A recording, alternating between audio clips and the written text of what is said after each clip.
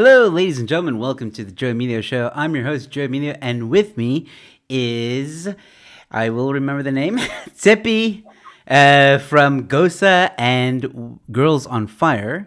I'm very excited to have her on the show. I've been following her. She's been frequently on the Daily Friend, and I bumped into her recently at the protest against the gun amendment bill.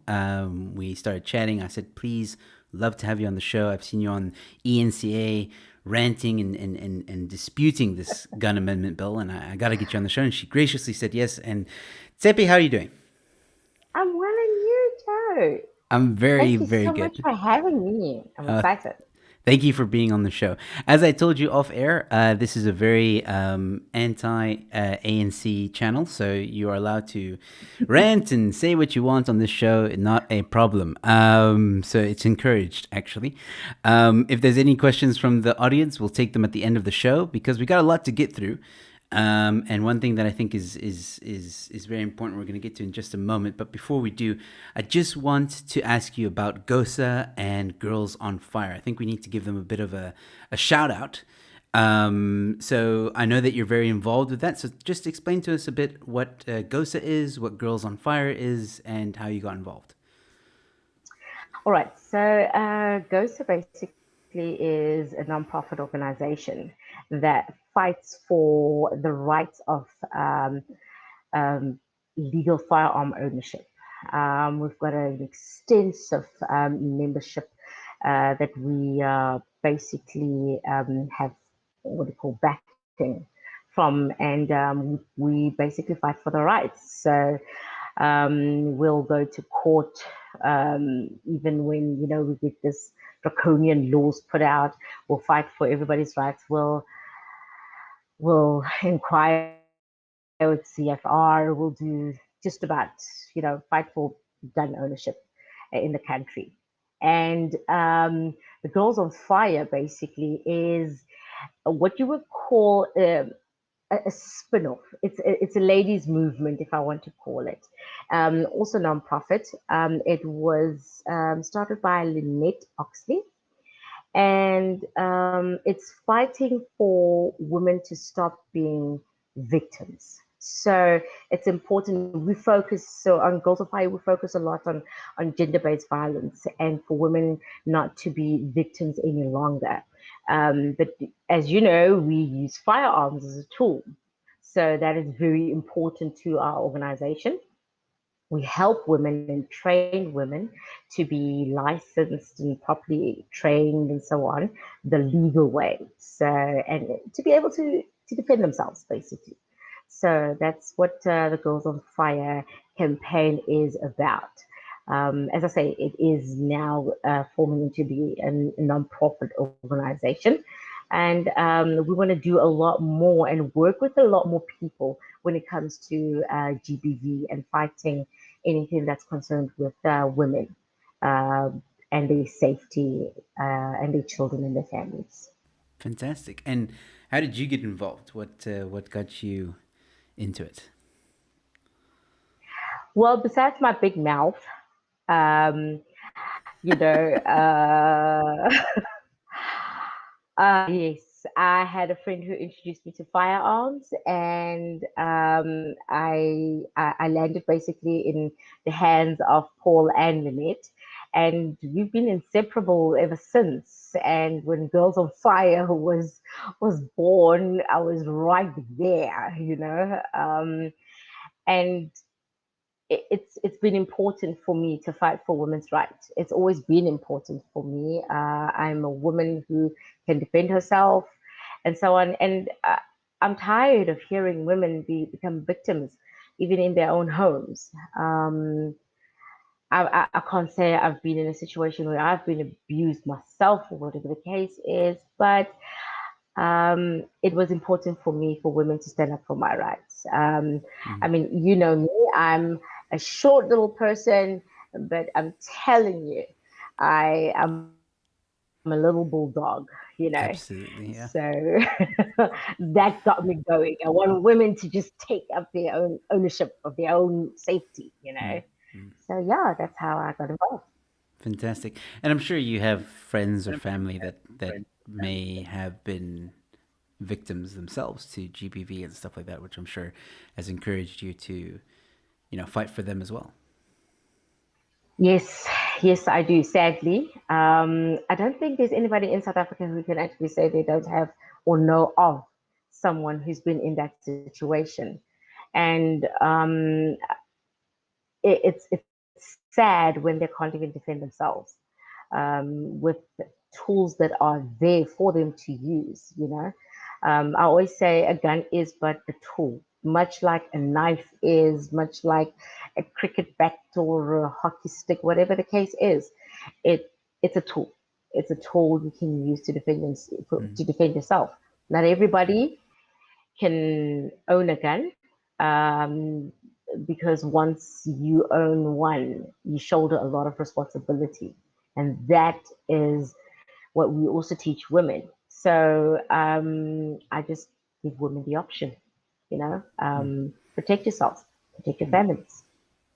Yeah, I'm not sure if I was because I went to, I think it's Waterfall in Joburg or Pretoria. Yes, Waterfall Arms, it's in Yes, Midrand. Midrand. Yes, Yes. that's correct. So I went there.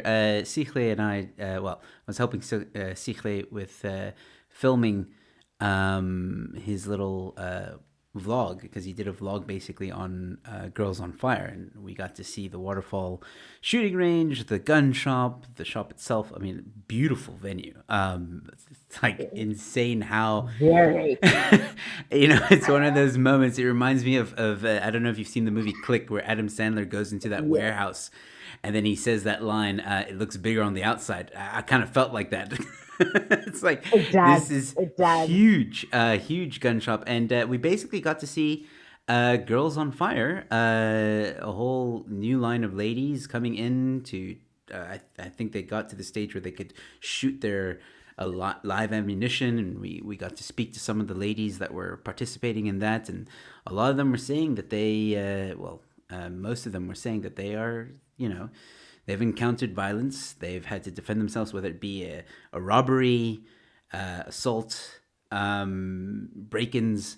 They just said they want to be able to protect themselves, and I think it's super important what you guys are doing, and you should be commended for it, and it's a great job that you guys are doing. Is there going to be a way where women in Cape Town, because that's where I'm based, um, can get involved? But not just Cape Town, also Joburg. Like, just tell us quickly how women can get involved if there's someone watching now who wants to reach out. Okay. So basically, we've got the Girls on Fire page. And what we do is that we organize different events. And a lot of our focus has been in Joburg because obviously that's where we're all centered, and we've had a lot of feedback from that.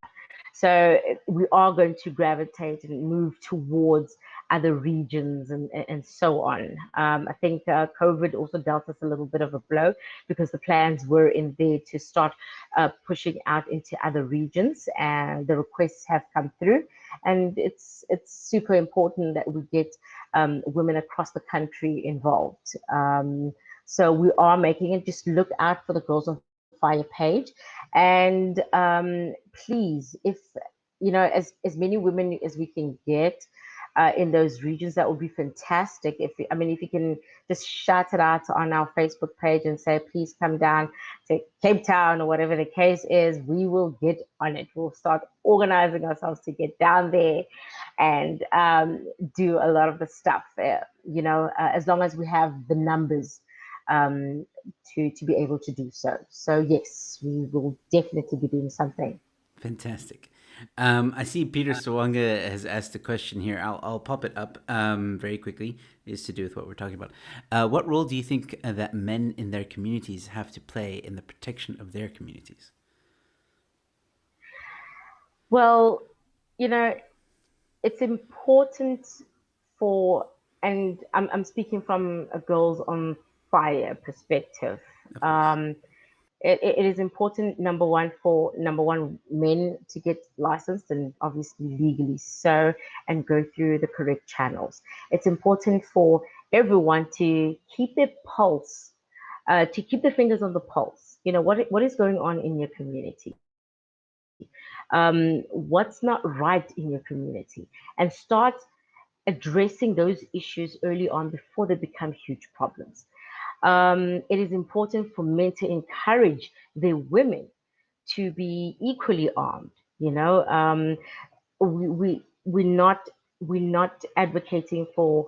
We always say in the house that I've got my husband six, because nobody thinks that I'll be packing. But they expected my husband to do something about it.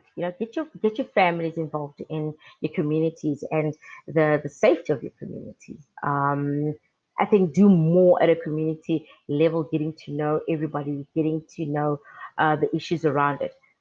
But most importantly, you need to get involved in what SAPS is doing in your community. And if SAPS is doing nothing, you need to shut it out. You need to address it through the correct channels. You need to push SAPS to do what they mean to do, and that is protect the community. I think that's very important. Absolutely. And actually that's a very good segue into one of the topics we wanted to talk about, speaking about SAPs. At the moment, let me pop it up very quickly. I have an article up here at the moment.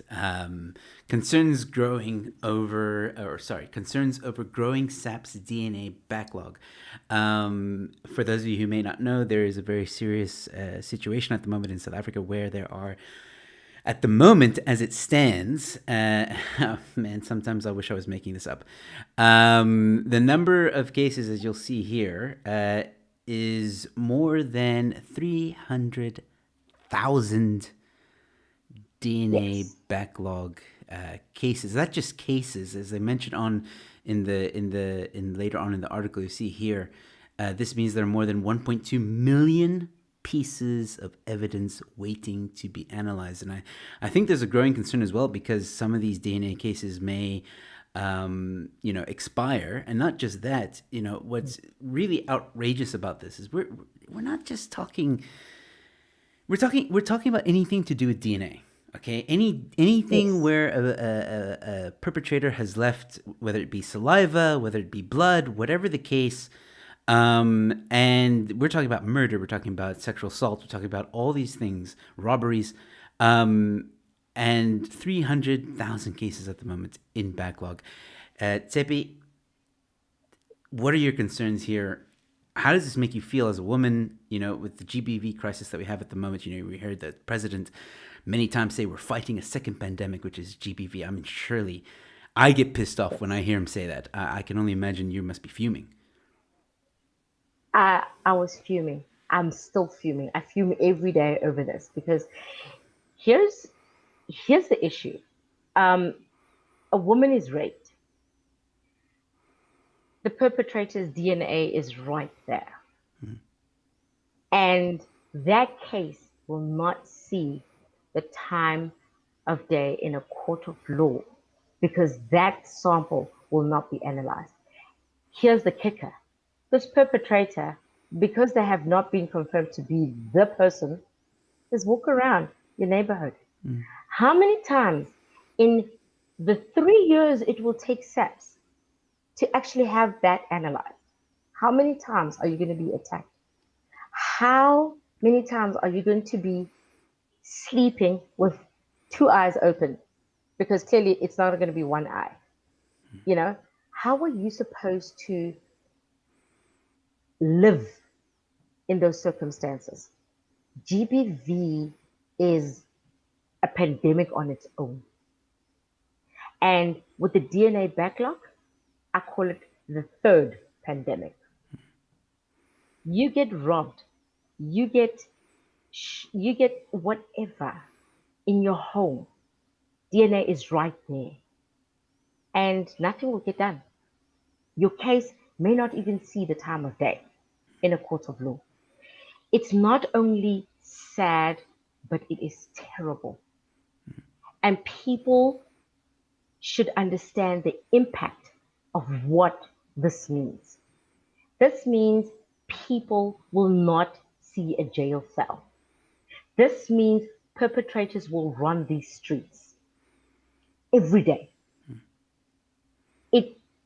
it creates an even worse fear within the minds of South Africans. You know, it's terrible what we are being subjected to in this country with regards to SAPS. It makes it worse that you have 411 people to one police officer.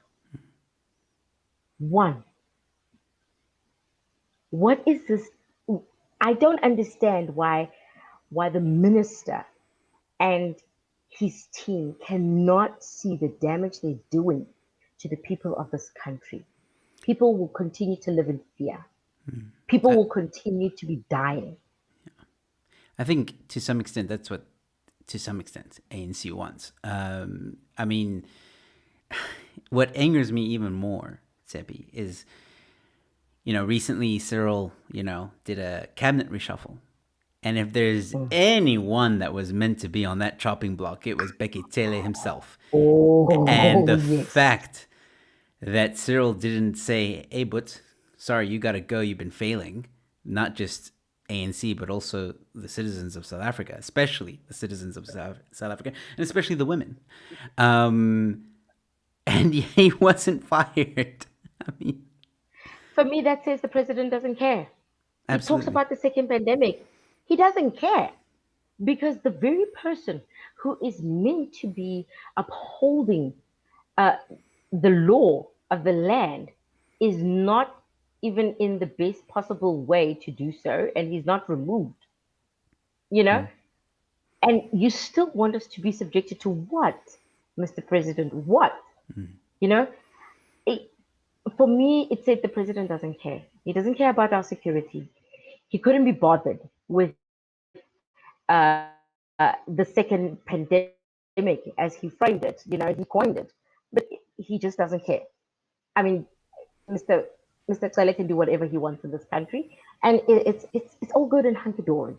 yeah. No. This infuriates. It infuriates me.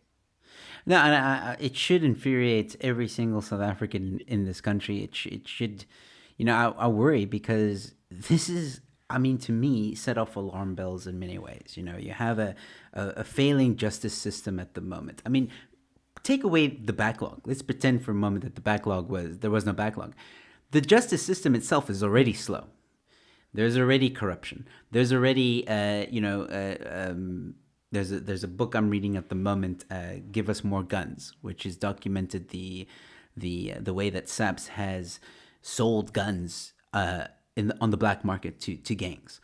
So there's that corruption, Mhm. which leads to more crime, which leads to more deaths, which leads to more like everything horrible that you can think of. And at the moment, it just feels like everything's out of control, and Beketele and Cyril are just laughing. They're just sitting back. They're like, "This is anarchy, and we love it." That's the vibe I get. Let me add on to South Africans' misery. How many police officers actually have cases against them? Yeah. How many police officers actually have criminal records? Did you know that in this country that the police commissioner can decide whether he can waiver this person's criminal record and have them join SAPS? Many Wow. South Africans don't know that. He can just say, oh, no, it was a silly mistake. It's okay. He killed somebody by mistake and, Jeez. and whoosh it away and have them employed in SAPS. For me, SAPS members are supposed to be beyond reproach. Mm. You cannot have a criminal record. I don't care even if it's for a burst tire. I don't care as long as it's got a criminal record on it. You don't belong in SAPS because you cannot be trusted to uphold the law that you broke. Mm. You Mm. broke that law, and now we're entrusting you to protect me, but you've got a rape case against you. You've got a murder case against you. Are we serious in this country? Mm. Is SAPS honestly serious about our security? Mm. The answer to that is no, they're not, and they couldn't be bothered. Yeah, and before people get upset, because when you bash too hard the SAPs, then people say, "Yeah, but there are good people in SAPs. There are good." And look, I've met them. I have definitely met amazing cops in SAPs. Okay, I've sat across from them. Yes, I've spoken to them. I've been at protests, many protests. The one we were at yes, had a lot of cops, yes. and they were great. There definitely are good cops. We're not saying that there aren't any good cops and every single cop is corrupt. But unfortunately, as Andrew Whitfield said, who's the Shadow Minister of Police for the DA, as he said on the show, he said, the problem is the entire barrel itself is rotten. And that is a problem. Yes, And you cannot argue that. The entire system, the entire infrastructure, everything about it, like you can have good apples in there, but they are surrounded by a rotten barrel. that's correct. I have to agree with him totally on that one. Yeah. The problem is we see snippets of good ones, but they get overwhelmed by Yeah. all this corruption. I know many, many police officers who cry out and want to help, and somebody always snuffs their their work and their ethics right out of their hands, when they're trying to do good for the people of South Africa. And it's sad. Yeah. It's sad and it's dangerous, you know. And we have to address this whole umbrella as it is. We cannot say, oh, only 50% of them are are rotten, and we have to address the whole barrel as it is. We have to throw. For me, if it was possible, we could throw it all out and start afresh. But criminals will not let us go that far. Yeah. So we have to find a Unfortunately. way. We have Yeah. to find a way, you know? Absolutely. I agree 100%. I think one thing I wanted to ask you as well, seeing as we're on the topic, is the DNA backlog. You mentioned to me off air that you know a lot about it. Is What's the recent update with the DNA backlog? I know it's 300. We discussed this 300,000 cases backlog, but what's the situation? Is there any movement? Is there any hope in the horizon? Or people like just what's the update? Can you give us anything? Okay, so the report that came out, actually, I read it earlier on today. There basically has been no movement. Oh wow. And the ministry basically is taking um, about 3 months to answer any parliamentary questions in writing. And there's just no movement. It's just getting worse and worse and worse every day. It's not getting better. I don't know how it's going to be dealt with at this point, but I think it's time that South Africans actually get in on this fight, because it's not going to end well. As they say, it will end in tears. It's going to end in many tears. Yeah, Bekele said that he would try and approach the private sector for help. He said that there was a new system in place that was supposed to deal with at least 11,000 DNA cases a week. This was a few months ago, though, when he said this. So since then, there's been absolutely no improvement, but it's just been getting worse. It's getting worse. They're actually fighting over IT contracts. Yes, they've been fighting over those IT contracts for a while. Yeah, So they're still fighting even over that still. yeah, no, they're still fighting. Nothing is improving in Bheki corner. And they're not even coming to Parliament fourth to make their own presentation. They're just throwing everybody else in. Wow. Now, nor the commissioner, nobody's coming forth. Yeah. Well, okay, so for those of you that are watching, I have been following this story for a while. If you want to know exactly what we mean by IT contracts, uh, basically, in a nutshell, SAPS had, or Treasury gave the money to SAPS to basically pay for a system that is used to track and trace not just DNA evidence, but also guns as well. For some reason, SAPS did not pay it. It's been like this for years. This isn't something, it's only come to light now in the past year and a half, but it's been happening for years. And eventually, the owners of that system decided, well, if you're not going to pay, we have to shut it down because we need our money. It's business at the end of the day. Yeah. And I know that sounds kind of cruel, but I mean, they have already been waiting years to get paid.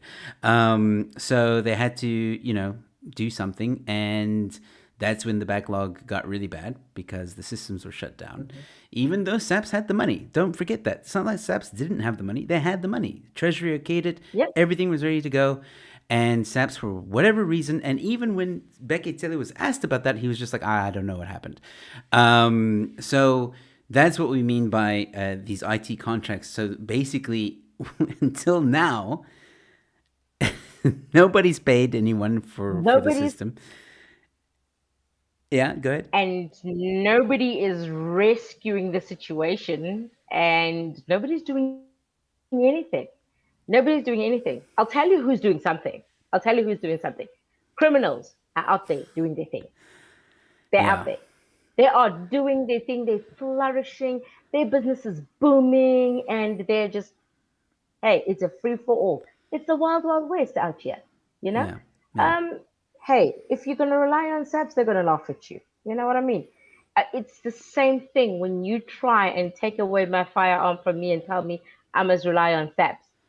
I'm still waiting for Gun Free South Africa to come and say to me, SAPS was there to protect you. Hey, Gun Free South Africa.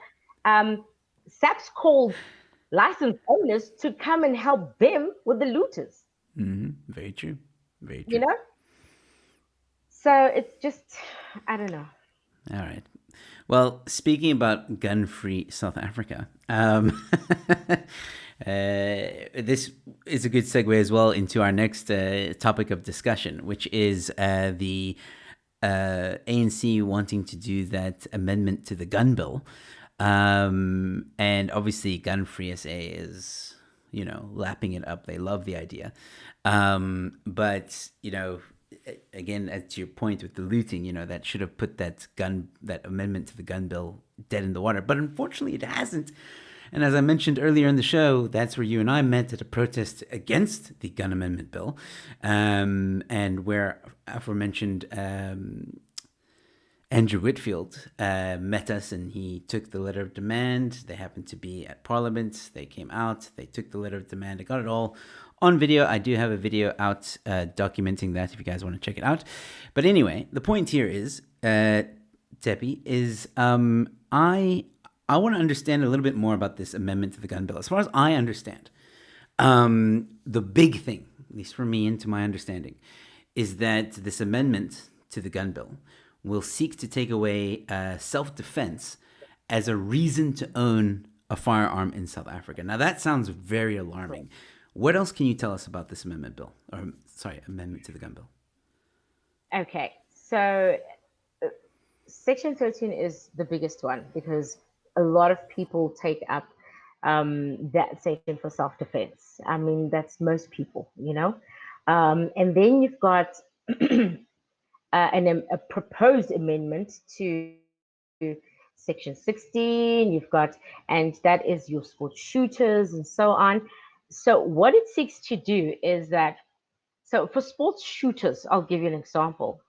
You will not be able to um, carry, for instance, the amount of ammunition that you need for to do your sport. You will basically have less firearms to do so anyway. You've got the section with collectors. That will basically be scrapped. We are talking about not millions, billions of collectors' firearms out there. They are the most strictest people that I have ever met because in order to become a collector, there is certain criteria and they monitor that so closely. That has a price tag on it that will disappear. That Jeez. is billions out of the economy. Then you have um, the security industry that will be affected by the whole amendment. Now, just imagine ADT not being able to come to your house to protect you with a firearm. What are they going to bring? Batons. Criminals have firearms. You know, Yeah. um, you're going to take away all these firearms from all these people, but yet you are unable to protect them. Mm. The sport shooting industry will basically sort of disappear because if you can't have all this ammunition to be shooting your sport and so on, Yeah. what's the point of the sport? The industry will suffer because it employs thousands of people in the industry. Okay, so jobs are going to be lost in the security industry, in gun shops, and so on. That this sector will basically diminish. Now, why there is such a huge upheaval with the self-defense issue is, as I pointed out, you've got one officer to 411 people. The minister is not concentrating on removing firearms from criminals. He's concentrating on removing firearms from legally licensed individuals. Quickly, I just want to That is the stop. problem. Sorry, I You just want have to. no plan. Sorry, I just want to stop you there because I want to interject something about Becky Taylor that he said on ENC, and I really want to get your opinion on this. Um, so I watched when this whole thing was being announced. His rationality, right, is that the reason why there's so much crime, or one of the reasons why there's so much crime, is because criminals are breaking into houses that own legal firearms and are trying to steal the legal firearms. So if you take away the legal firearm, no more break-ins. That's his. I gotta get your opinion on this. How about bull dust? Becky Cele can't even control CFR, and he wants to tell us about legally owned guns. He can't even keep stats on anything, and he wants to come and tell us about legally owned guns that are being stolen.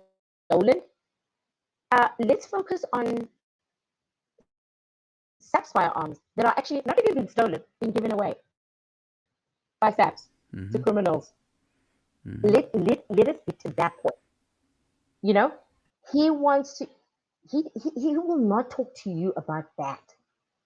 That is such a taboo subject when it comes to SAPS. Amnesty comes up. How many firearms do you think actually land up back on the streets? Mm-hmm. Here's Tshepi, license has expired, decides, okay, let me just hand it into SAPS, okay, during this amnesty program because I am a law abiding citizen. And then Begitele and his cronies handed to criminals. Let's, if we want to talk numbers, there are more coming out of SAPS than anywhere else. Yeah, that's right. That's That's right. just that's just reality. And he will not talk to those numbers. He refuses to engage anybody who talks to those numbers. And that's just the bottom line. So he must stop talking a whole lot of hogwash and give us the reality in South Africa. You know, he must he must acknowledge that he came to us and asked us to help SAPS defend them during the looting. Can we just get an amen from Becky Kelly with regards to that? You Yes. know, he asked law abiding citizens to stand up and help SAPS, which was overwhelmed. Intelligence was clearly not working Yeah. because SAPS was overwhelmed. They didn't even know where they were going. You know, we have malls be protected by citizens. And he wants to talk about law-abiding citizens and their firearms being stolen. Are you serious right now? You know, let's let's get to the root cause. Yes, we're not saying there aren't any that have been stolen, but can we talk about the ones that are being given away by SAPS? Not stolen from SAPS, given away by SAPS to criminals. Can he give us the number? Can he give us a plan on how he plans to take away from thieves and thugs, how he plans to take all that illegal firearms from them and stop attacking low hanging fruit. Because that's what we are. As law abiding citizens, you've got our details, you've got our numbers, you've got our home addresses. You've... The question I want to ask is, what's to say nobody's given our information away by SAPS? Because they have our details. They know what firearm we're holding and where it's actually placed in our homes.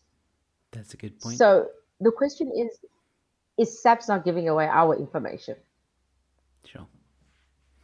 I didn't even think of that. That's a scary thought. Yeah. That's a very scary thought. Oh man.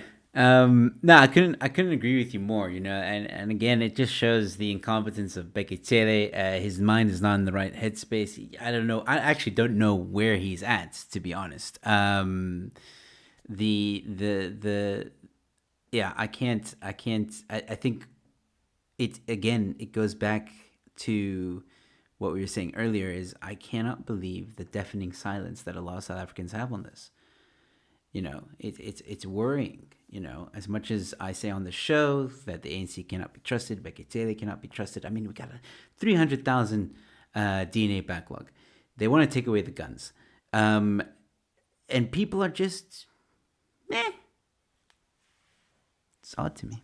Poof. Let somebody else do it. Um, you know, at, at the beginning of this whole proposed amendment, I said this is not the time to be complaining on social media Mm.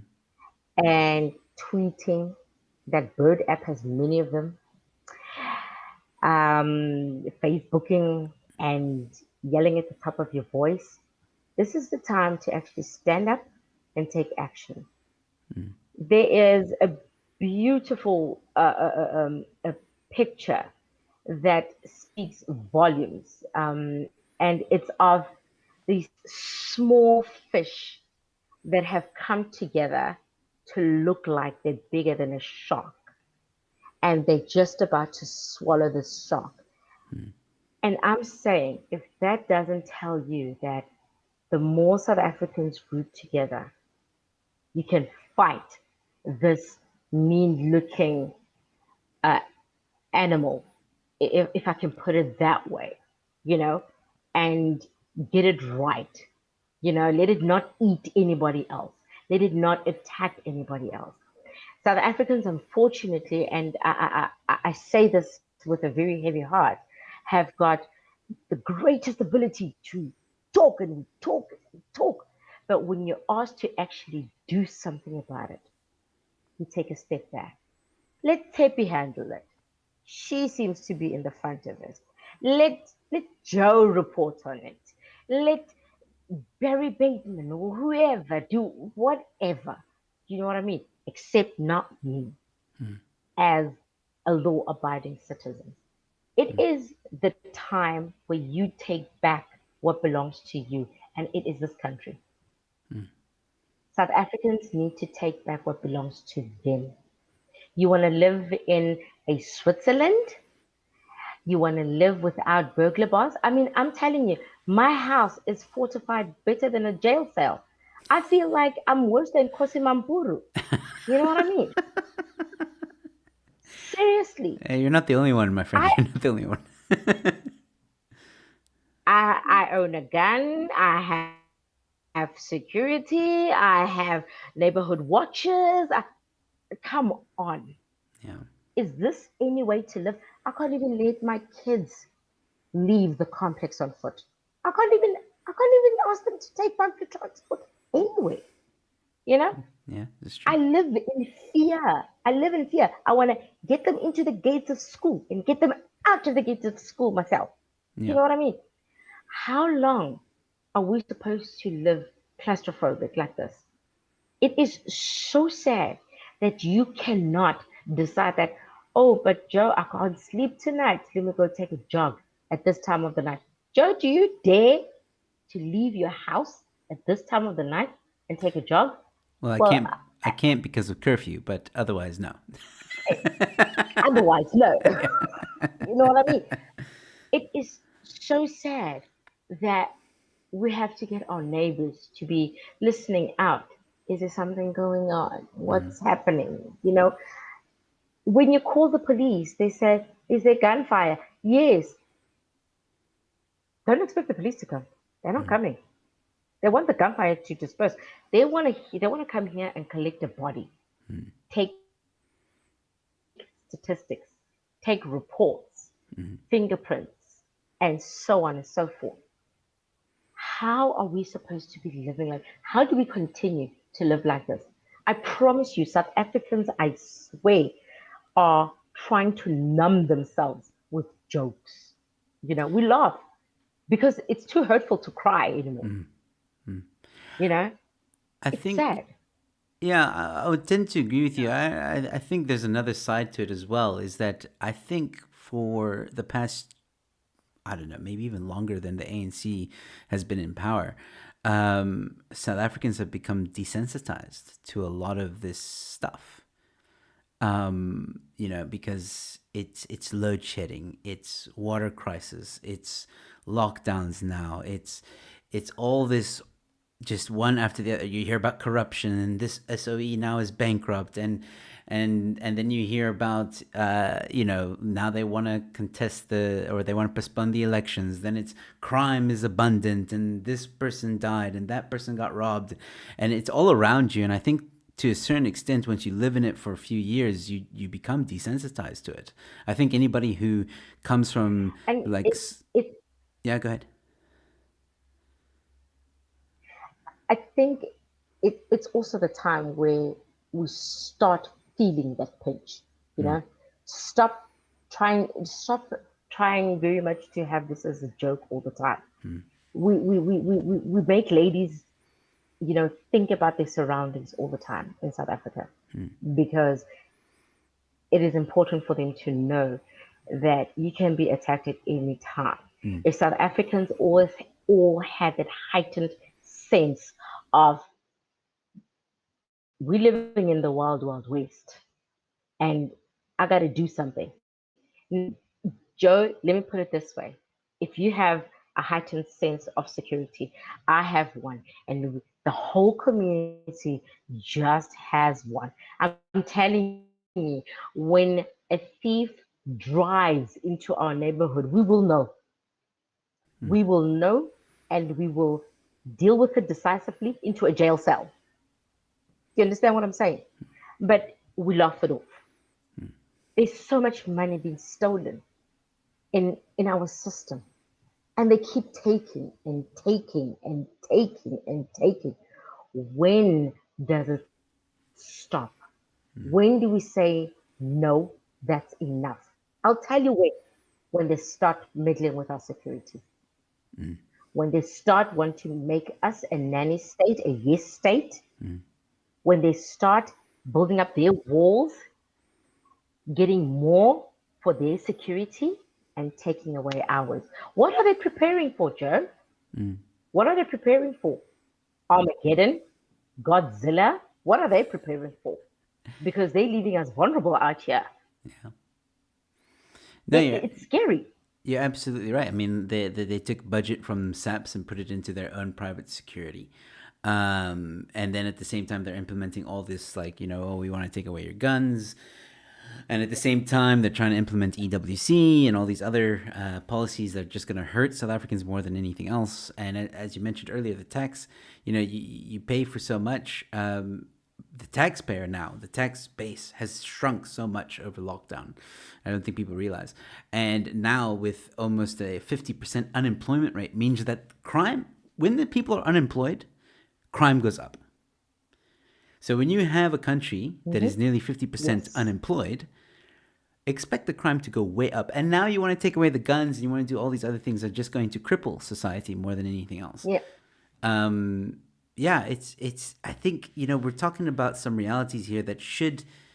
Uh, I don't want to use the term fearmonger because I'm not trying, or we're not trying to do that. It's these are realities. This is what is happening in South Africa at the moment. And if you're someone who's watching this who thinks to yourself, you know what, I've got a neighborhood watch with me, I've forticated, I've got burglar bars. I'm fine. I'm safe. Okay, well, good for you. But there's South Africans out there that don't have that luxury, and there's a lot of South Africans that can't afford a gun. There's a lot of South Africans that live in communities where they feel safe for some whatever reason. It's fine if they feel safe. There's nothing wrong with that. But one day, in your little sanctuary, it's gonna get affected, because as this country continues to go downward on a downward trajectory with Yeah. more unemployment, especially. Oh, so we've lost Tshepi. We'll probably get her back in a moment. But as I was saying, as the country goes on a downward trajectory with more unemployment, crime is going to go up, and it's only a matter of time before your sanctuary starts to be attacked, or people start breaking into your house that you thought was safe. Looting, more looting, as we saw in KZN in the past month or so. All these things go up, and it should be concerning to every South African that we have to at some point take a stand and say, you know what, enough is enough. We can't live in a lawless city anymore. And I'm just gonna check something very quickly. Let me just see. Tshepi. I hope she doesn't have load shedding. Sometimes that happens in Joburg.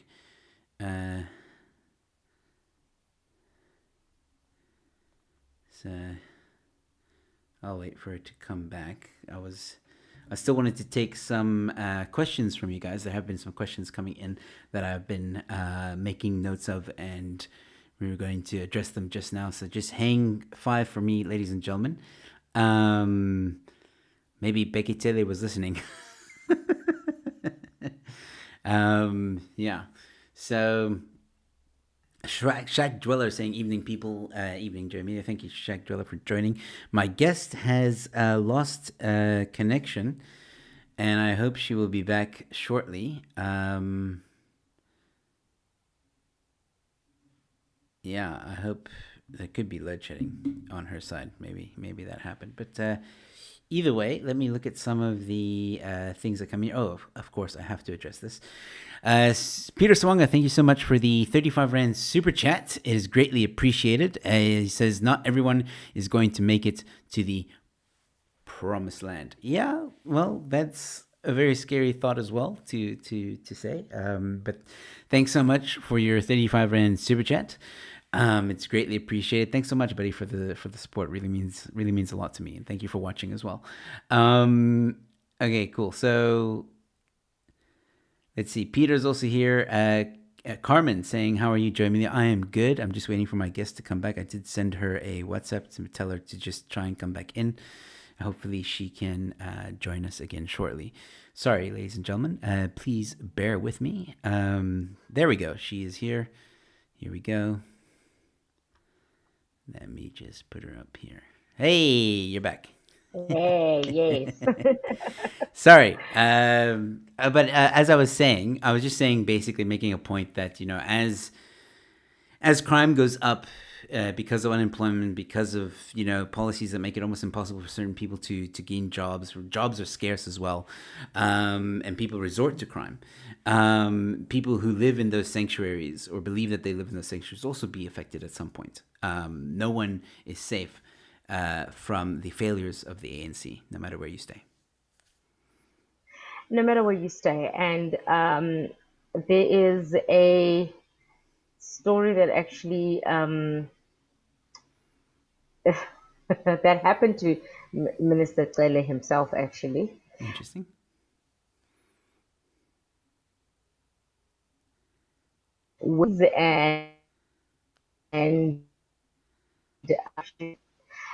And thieves actually made off with his neighbor's stuff. Oh, wow. Just as he has moved in. Okay, sorry, you're going to have to repeat that because the line was breaking. The point? Sorry. The line was breaking. You just need to repeat that. So basically, Minister Cele moved into this property. Yeah. No problem.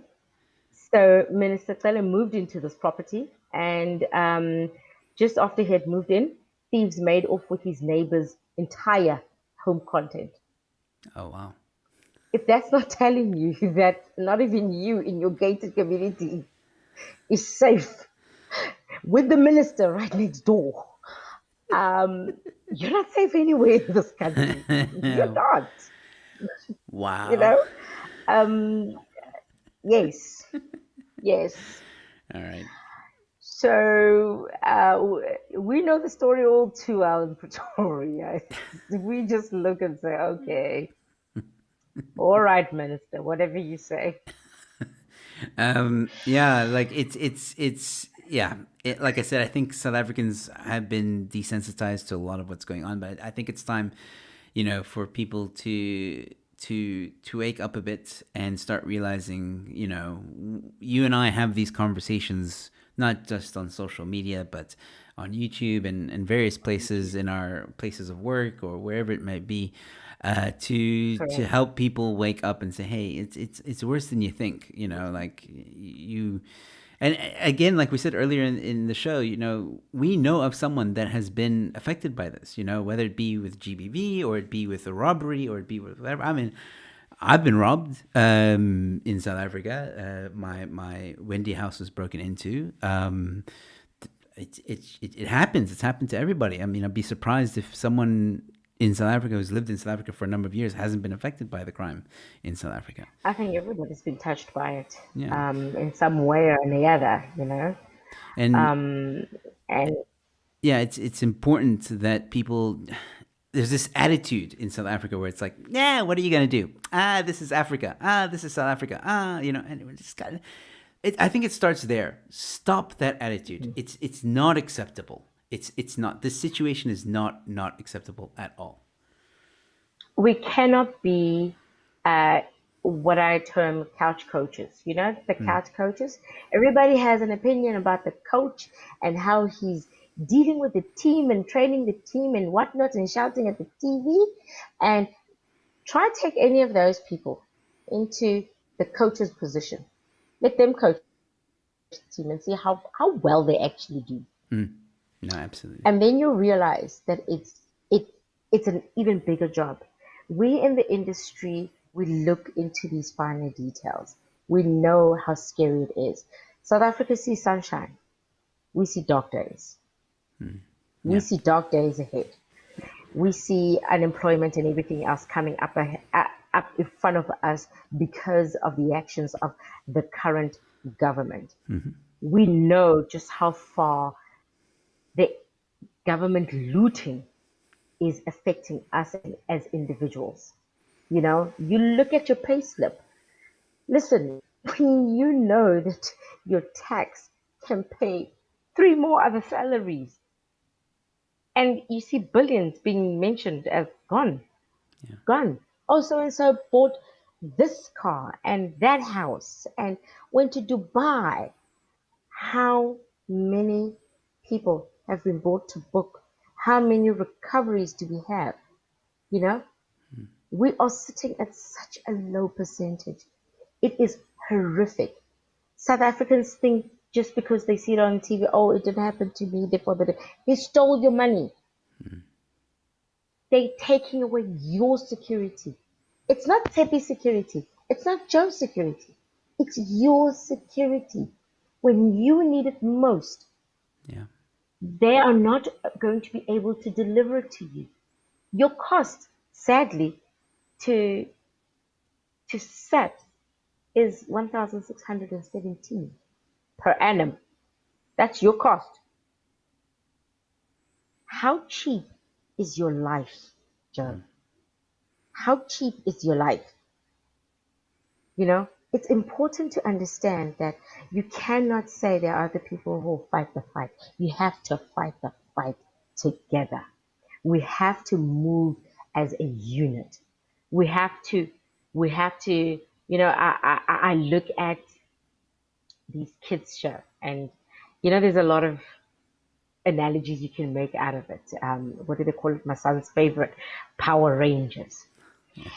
They fight, but then in order for them to defeat this monstrous animal, they have to become one unit and move together Yeah. in order to fight the enemy. if people can just have that mentality and say, neighbor, here's my hand. Neighbor, here's my other hand. No government is going to be in a position to break that chain. No government, whether it's ANC, whether it's DA, whether it is FF plus, it's in Qatar, who cares? It doesn't matter. None of them will be able to shake the core of South Africans if only South Africans moved together. We are going to stay in this dark place. We are going to be forever bound to this. Oh, I'm leaving the country. Oh, I'm leaving the country. Oh, this country is so horrible. Oh, well, they're going to steal it again. Oh, we have to stop that. We have to take what's ours back. And it starts with your simple security. Tshepi, I couldn't agree with you more. I love that. As a matter of fact, one of my viewers right now is saying, "Who's this lady? Someone give her a brutal fruit." I like her. Shaq Toilet, thank you so much. It's Tshepi from GOSA and Girls on Fire. Lovely lady, as you can tell. So, very quickly, Tshepi, I'd like to just take a few questions because we're pretty much at the end of the hour. It went by very quickly. Yeah. But before I go into questions, I do have to address the super sticker that came in 169.99 Rand. Thank you so much, Sean. Amazing. Thank you, thank you, thank you. Saying, and he is also saying thank you. So thank you so much, Sean, for the awesome super chats. Greatly appreciated.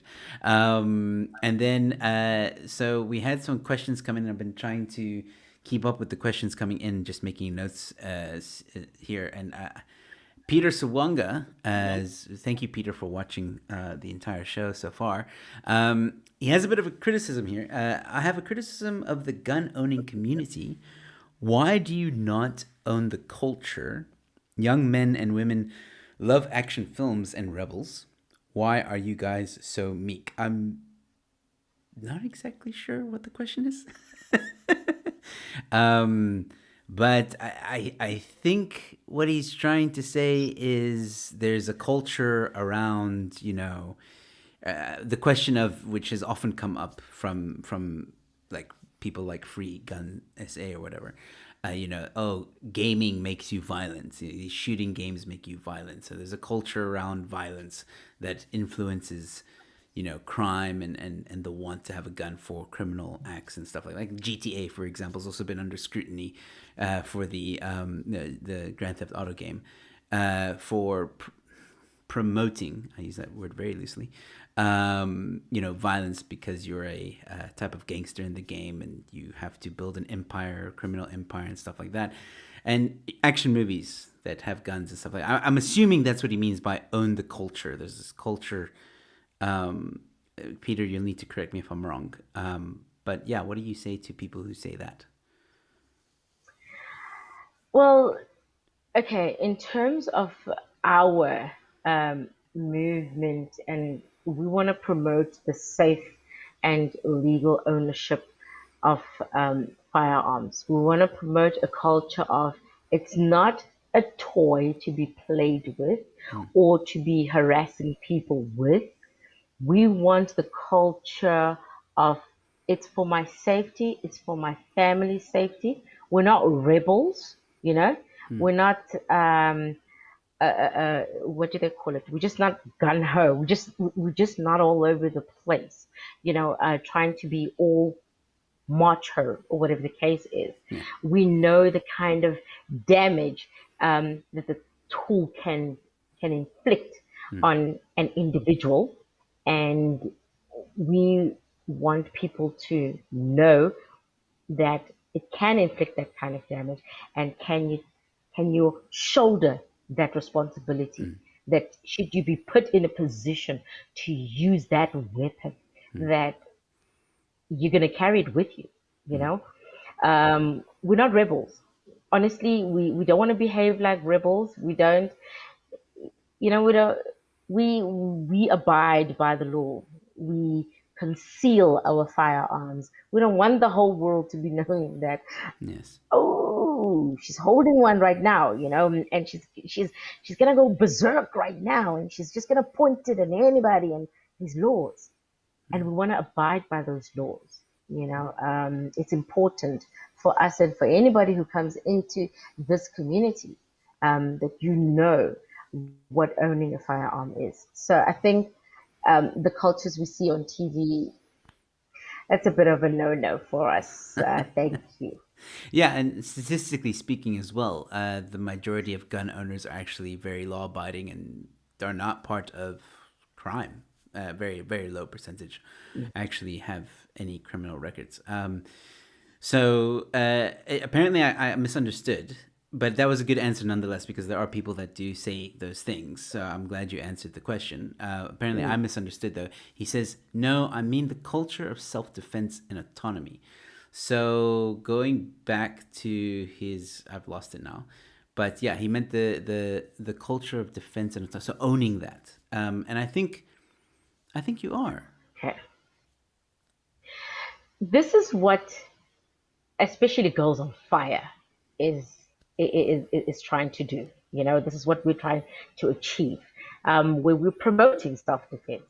We're not hiding in the shadows. We're teaching women, and as you've seen, you've come to the range and seeing all these women take up arms and fire their weapons. We are all about that. We could use all the assistance in the world. I mean, Peter can come up with suggestions to say, listen, I've got ladies in my neighborhood who need that self-defense with a weapon. We own that. And we're pushing forward, and if we can get much more buy-in from people, that is fantastic. We promote self-defense, and we want people to be in a position to defend themselves. So we just want them to do it correctly. We want them to do it legally. That's our whole point. And I don't think we're hiding. We're pushing. We're pushing. Maybe in the past, it could have been an issue of nobody knows about gun owners South Africa, or whatever the case is.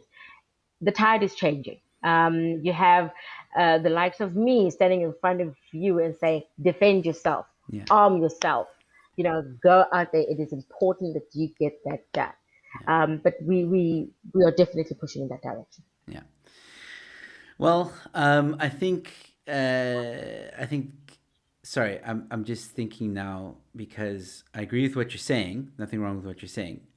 But Peter mentioned earlier that people are silent because the messaging is not working, and I listened to your message that you just said now, and I think it's an important message. I mean, I think some people may not agree with that message. I'll give you an example. When we were at that protest, I don't know if you remember, because you were standing right in front with that sign. Right before we started walking, when the cops were there was a cops at the end of the road, and we had walked a bit, and then we stopped for a moment. I think the cops were just making sure the route was safe. It took about 2-3 minutes, but there was a guy not from South Africa. You could hear he's like some European country. Yes. And he started saying, like, look at these fools, look at these idiots. Oh, you guys should be at work. What are you doing? These guys are violent.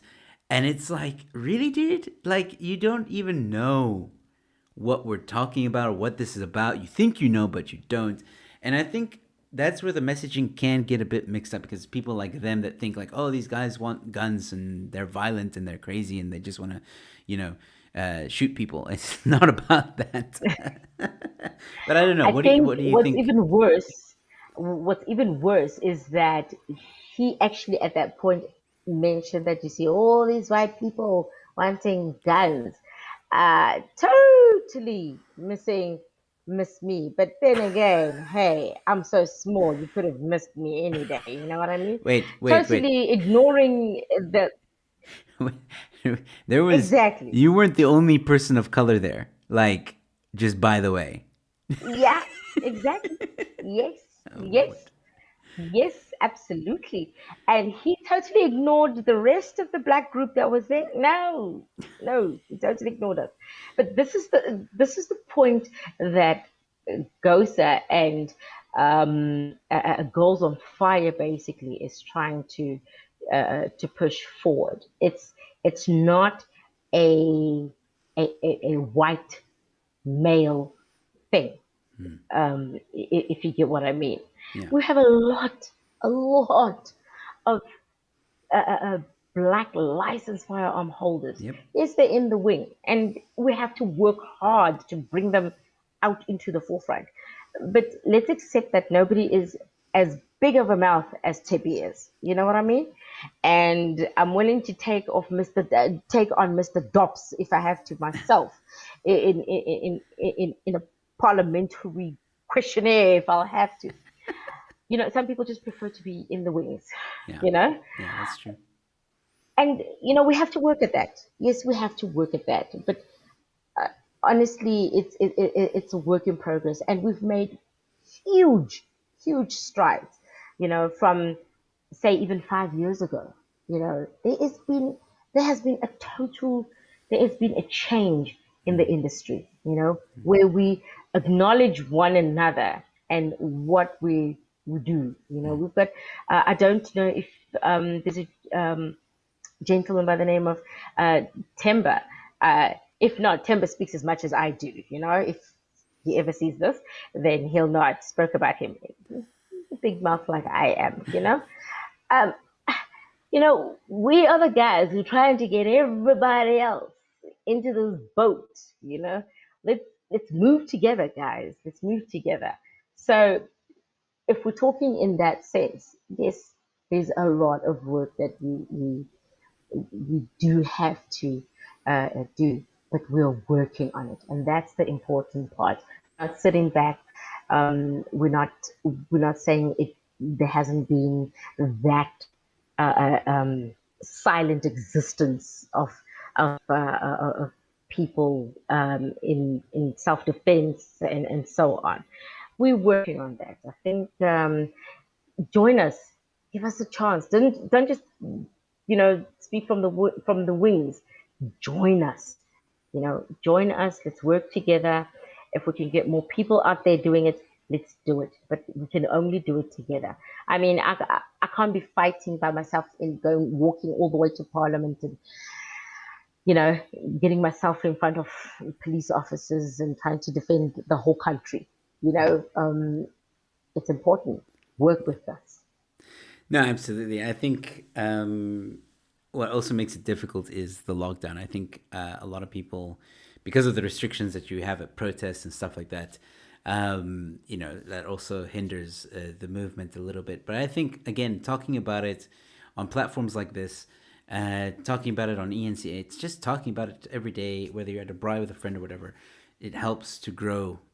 Word of mouth at the end of the day is really, really the best. So very quickly, because I know I've now kept you like over time, but I just want to.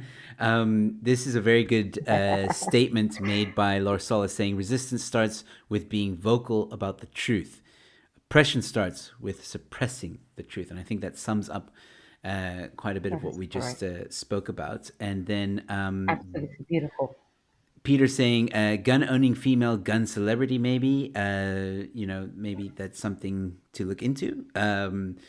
Just to promote the movement a little bit more. It's not a bad idea, actually. It's not a bad idea. I mean, we know of a few like you DJ Precious, and there's quite a few that we could possibly bring on board. And definitely, Peter, we will have a look into it. But most importantly, Peter needs to get in contact with us and help us think ahead.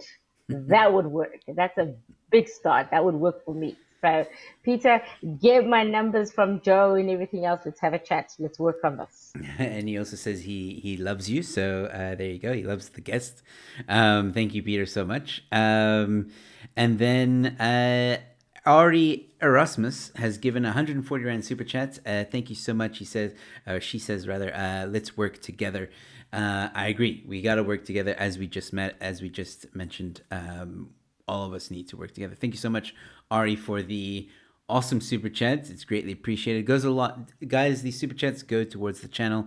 Helps me to also go on the ground and report and meet people like Tshepi who are at a protest yelling at the top of her lungs, Becky Tele, hands off our guns, leave our guns Leave alone. our guns alone. Yeah. Fantastic moment there. I really enjoyed that. So, yeah, okay. Tshepi, I'm not going to keep you any longer. It's been over an hour, but I got to admit, thank you so much for coming on to the show. It's been a pleasure talking to you. The hour just flew by. And I hope that you'll come back on the show. You are welcome on the show anytime. Just send me a message, Joe. I feel like ranting about Becky Taylor, and I'll be like, cool, let's make it happen. Thank you so much for having me, and thank you so much to the guests. They've been awesome. Again, we can only do this with the support of you guys.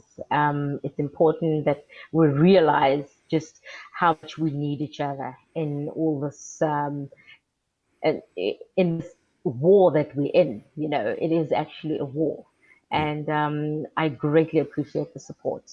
Absolutely fantastic. brilliant talking to you.